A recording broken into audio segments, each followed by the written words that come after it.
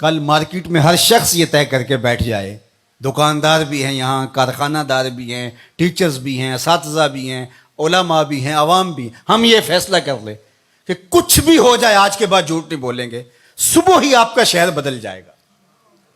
انقلاب لانے کے لیے کوئی کہیں سے کوئی فلسفہ لانا پڑے گا جس کو پھر عملی طور پہ تنفیذ کے لیے اس کے لیے کوئی سیمینار کرنے پڑیں گے۔ حضور نے فرمایا کہ جھوٹ نہیں بولنا، یہ طے کر لیں تمہارا معاشرہ تبدیل ہو جائے گا۔ تم طے کر لو ہم اوروں کے لیے جئیں گے، صرف اپنے لیے نہیں۔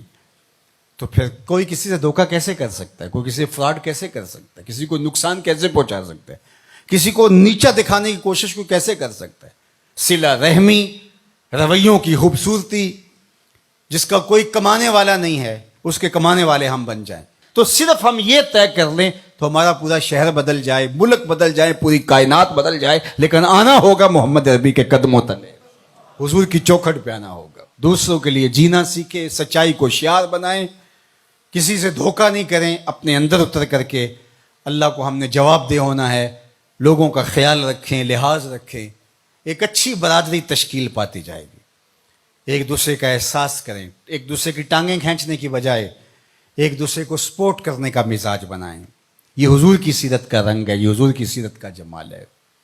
اور اگر ہم یہ نہیں کرنا تو جلسے کیے جائیں، جتنے مرضی کر لیں، محفلیں بھی کروائی جائیں، کیا فرق پڑتا ہے اس سے؟ تلذذ ہے کانوں کا، سنا، لذت لی، چلے گئے، اگلے ماہ پھر دوبارہ ایک محفل بپا کر لی، لذت لی، چلے گئے، سال بعد پھر جشن بپا ہوا، لذت لی، چلے گئے، ساری زندگی بھی گزار دیں گے، کچھ بھی نہیں ہوگا۔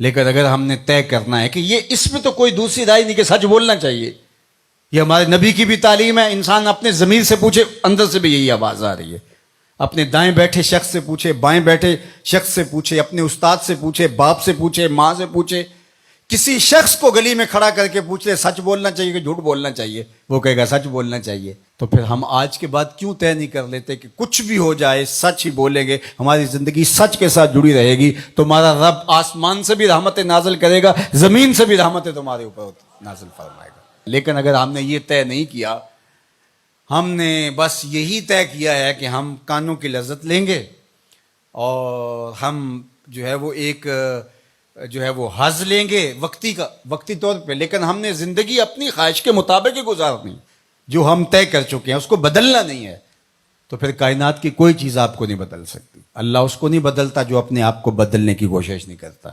اللہ اس کو ہی بدلتا ہے جو اپنے آپ کو بدلنے کی کوشش کرتا ہے۔ وہ فرماتا ہے میری طرف اگر کوئی ایک قدم چل کے آئے میں 70 قدم آتا ہوں، اور میری طرف اگر کوئی چل کے آ جائے اتیت ہو ہر والا، میری رحمتیں دوڑ کے اس کا استقبال کرتی ہیں۔